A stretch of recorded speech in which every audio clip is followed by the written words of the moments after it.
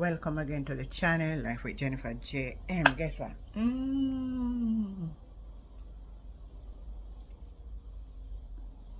I'm your girl, Auntie Jen. My viewers, my friend, my subscriber. Anyway, this cause big rounds on social media. The JCF versus the citizens of Jamaica. Who tell lie and who tell truth. Now, the SSP, Mr. Brooks, him came out when he was questioned about the whole scenario of what happened. He might give one account of what him think. And we're going to make an hear in account. But we're going to make an listen to this interview with one of Jamaican for Justice lawyer speaking about the seriousness of what took place. Take a listen.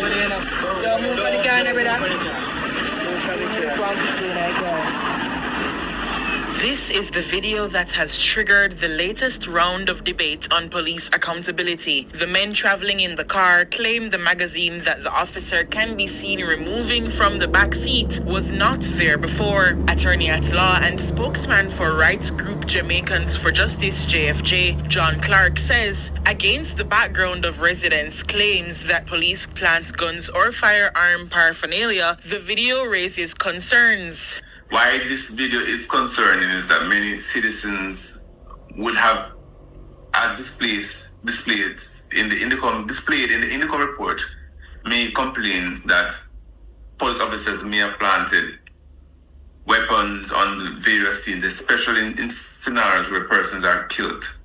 And what this video does is that it provides fodder for persons who may very well want to distrust the police. Mr. Clark warns that if the video is accurate and has not been tampered with, then the officer involved should face consequences. What is important, what is to be lauded, is that these citizens seem to have videoed the encounter, and it don't seem from what I have seen that the officers who were on the scene took any actions to prevent the video of the material search. And in those circumstances we're seeing, which is unusual, the video recording of the search. He argues that a video of this nature can hold serious weight in court, but ultimately, this incident still remains a hazard. In any event, it is concerning because ultimately one wonders if how it is that this misfortune, if that's exactly what took place, was not avoided by well-established JCF policies that officers should ordinarily not be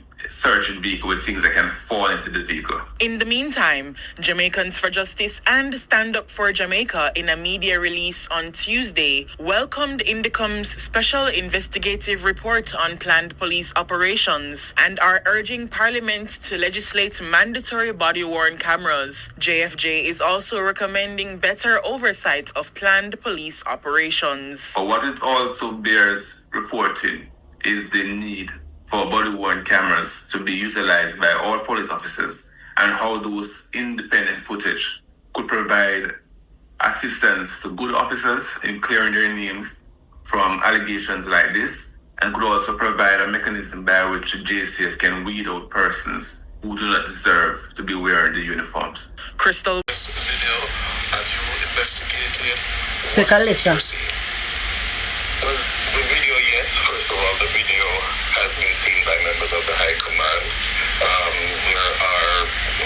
Yes, it is a matter that has been brought to the attention of the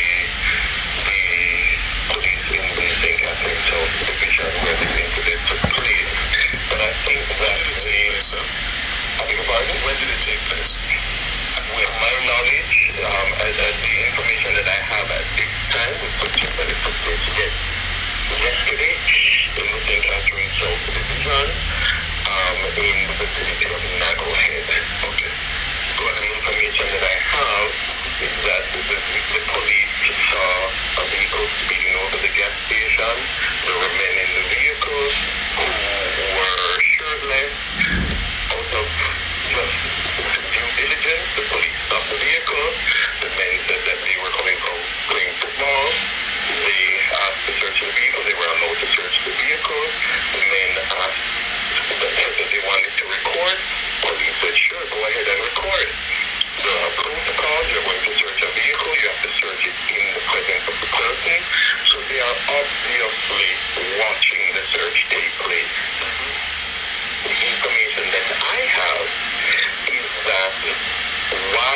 search. Well, the officer... He might try to take up for them, you know. You listen to him. His colleague, and he began to search the vehicle. However, there was one magazine that he had lodged in his ballistic vest, and he searched the front and the rear of the vehicle, and while exiting the vehicle, the magazine was dislodged and left on the seat.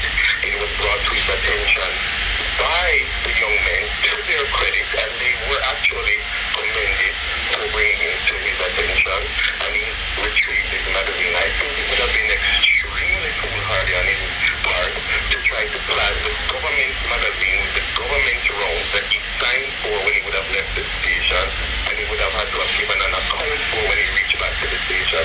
It is not the whole conversation, while it is good to raise questions, senior counsel who have a great deal of respect for it was chilling. I find comments chilling because if I could scrape up the large sums of money if I needed counsel, I would turn to him if it was me in this matter, because he would have noted, or I would imagine, that video is obviously edited.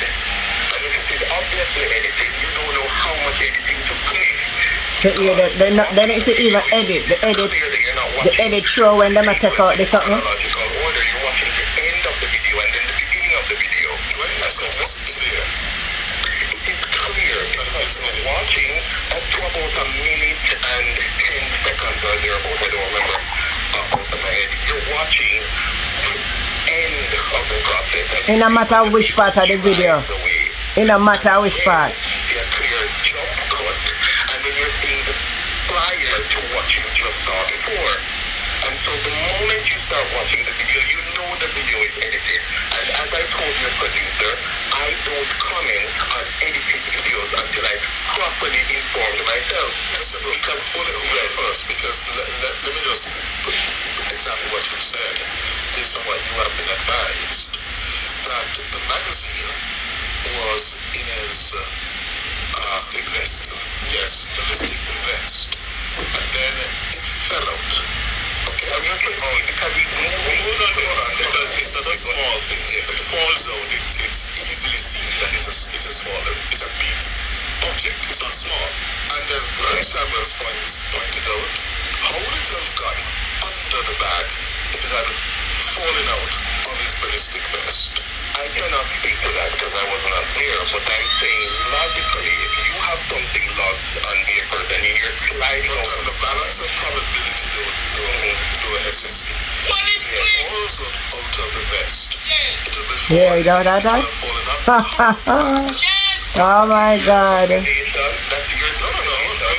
Balance of... you are a person who has never searched a vehicle May I ask but you can only speculate. You've never searched a vehicle before. May I ask a magazine, in your estimation, about how heavy is it?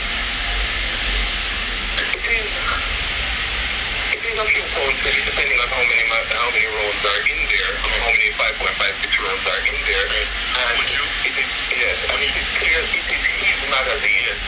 Would you agree with me then, SSB, that if that falls from the chest area, and I'm assuming that's where it fell from, it lodged in the ballistic vest, and you are bent over in the vehicle, it is likely that you would see something like that fall from your chest? No, because when we say fall, listen to me. Yes. When we say fall, it's not literally falling like you're standing up, because he was not standing up, sir. He was leaning over. Yes. Watch the video. Yes, he leaned over. Sir, watch the second half of the video, then watch the first half of the video. That may give you some indication as to chronological order. He was told by the young men that he left something in the car. He immediately went to the front of the car where he was searching first, and then he went to the back of the car where he was searching second, and identified that he had left the magazine. I cannot speak on his behalf. Yeah, but you can say, SSB, that it is, and that's what I'm trying to get at, that it is reasonable if something that you say is fairly heavy, a few pounds, falls from your chest area, you would detect that it has fallen. No, not necessarily, because... So you expect the Jamaican people, SSB, to believe that this magazine... my question. No, Mr. Brooks, allow him, that this magazine fell SSB. And you are saying it fell, and I am saying you have never worn a Okay, let me use the word you used, dislodged. Right. Became dislodged. Onto the seat, from what we're seeing, under a bag, and you're saying the lawman did not detect that. Have you ever carried No, can you just answer that question for me before you pose it? I cannot Nah, answer nothing. what he detected or what he didn't But detect. certainly you received a report of the And I'm incident. saying clearly, yes, he did not realize that the magazine was dislodged. You have never worn a ballistic vest. Okay. All the accoutrements, please let me answer. No, but All the accoutrements. I think most Jamaicans know I've never worn a ballistic vest. Right. So if then it became dislodged. I'm in the middle of my answer to your question. I am saying that in wearing a ballistic vest and all the other accoutrements that a policeman has on his person, I cannot say that he should have noticed that it was dislodged. I leave that to iProbe and Indicom. So what I wanted to get to know was what Senior Counsel said earlier. Is there a The policy hypocrisy, or boy. directive that a policeman entering a vehicle must rid himself of all kinds of, what's the word you use? I want to be technical. What's the word you used? Accoutrement? Right. In entering the vehicle such that he can't leave anything in it by accident or intentionally. Is that a policy or directive of the GCF? There are clear policies on how to search a vehicle. Yes. And does that involve ridding yourself of accoutrements? There are clear policies on the search of any premises or vehicle. Does that include, you've told me that there are clear policies, I'm asking what it says.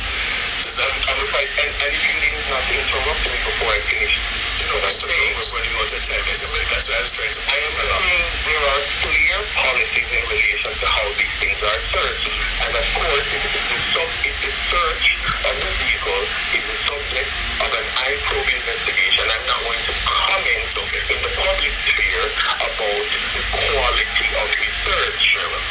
Because that is a matter that is not would be for clarify for me, Mr. Brooks. You said it would not be sensible because for him to have attempted to plant, as it is being suggested here, that magazine, because it is clearly identifiable. It has some serial number, some identifier on it. Does it? Yes, and I'm saying to you, what is that identifier? I'm saying to you that I have been notified by his superiors that those were his rounds assigned to him that he had to account for before and after duty. What is the identifier on it? All rounds have identifiers on them and all magazines have identifiers. And I'm asking because I don't know. Like you said, I don't know. What is an identifier? I'm saying, bear in mind that there are not just law-abiding citizens who are listening to this conversation. I think there are markings pertaining to the Jamaica Constabulary Force that the Jamaica Constabulary Force and other persons in ballistic investigations would know. Markings. That's what it comes down to, right? Yes, sir. And also bear in mind the fact that there are accounting systems in place being certified. In terms of our systems being certified, it stands to reason that you cannot leave with a certain amount of rounds, a certain number of rounds, and not come back with a certain without being able to account for the government's rounds and the government's magazines. And I'm saying, though you can admit that maybe there were questions that you raised, and reasonable questions that a well-thinking journalist should raise. But what I'm saying is, be careful on the conjecture, because I've seen the comments already saying that the young man must go to prison. And I'm saying even senior counsel on your program earlier would guard against that kind of a commentary. And Mr. Dennis, Mr. Brooks, SSP Brooks, those comments are made because we live in Jamaica. And we have had Mr. Brooks, allow me please. Mr. Brooks, no, you're not going to complete what I'm saying. Allow me. The history of this country and this JCF is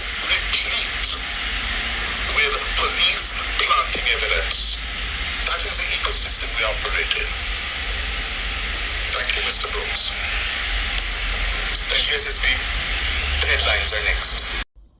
What a mess. What a mess. I'm going one time we see evidence, but some say evidence is a man. But you don't know. The youth then realize we're going in our country against them.